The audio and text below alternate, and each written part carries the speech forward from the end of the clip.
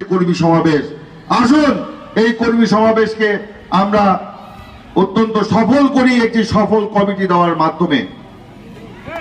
এখানে আমরা বিকেল 4:30 থেকে উপস্থিত, পুরো মাঠ ভরে গিয়েছিল, কিন্তু প্রচন্ড গরমে বৃষ্টি আসলো, কিছুটা এলোমেলো হয়েছে।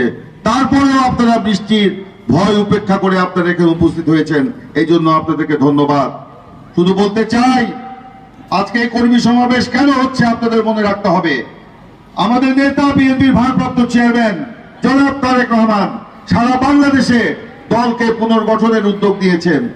তারই অংশ হিসাবে এই ময়মনসিংহ উত্তর জেলা বিএনপি তারেক রহমান তাদের মাধ্যমে এই হালুয়াঘাট উপজেলা এবং পৌর বিএনপিকে পুনর্গঠিত করেছেন, যার কারিগর ছিলেন আমাদের আবহাওয়া কান্দ সহ সাংগঠনিক টিম।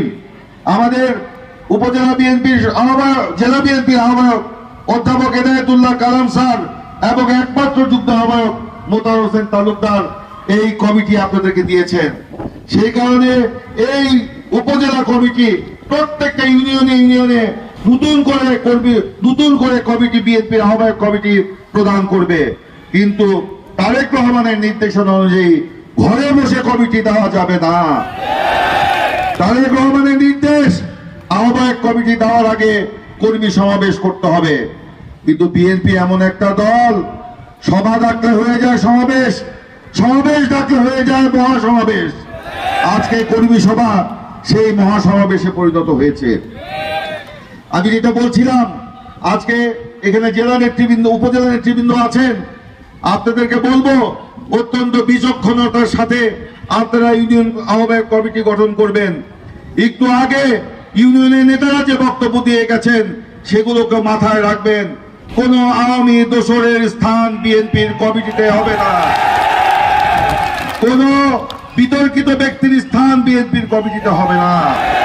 বিএনপির কমিটিতে সাচ্চা জাতীয়তাবাদী এবং গণতান্ত্রিক মন মানসিকতা মানুষকে স্থান দিতে হবে, ত্যাগী কর্মীদেরকে স্থান দিতে হবে, যোগ্য লোককে স্থান দিতে হবে। শুধু কমিটি মানে কমিটি নয়, এই কমিটিকে আগামী নির্বাচন কিন্তু ফেস করতে হবে। আমাদের নেতা তারেক রহমান বলেছেন আগামী নির্বাচন অত সহজ হবে না, আমরা যেটা এখন বুঝতে পারছি। সেই কারণে যে আহ্বায়ক কমিটি ইউনিয়নে আপনারা দিবেন, সেই কমিটি যেন সেই সকল ষড়যন্ত্র চক্রান্ত উপেক্ষা করে আগামী নির্বাচনে ধানের শীষের বিজয়কে সুনিশ্চিত করতে পারে সেই ব্যবস্থা করবেন। আজকের এই কর্মী সমাবেশ একই সাথে সাংগঠনিক পুনর্গঠনের যে যাত্রা একদম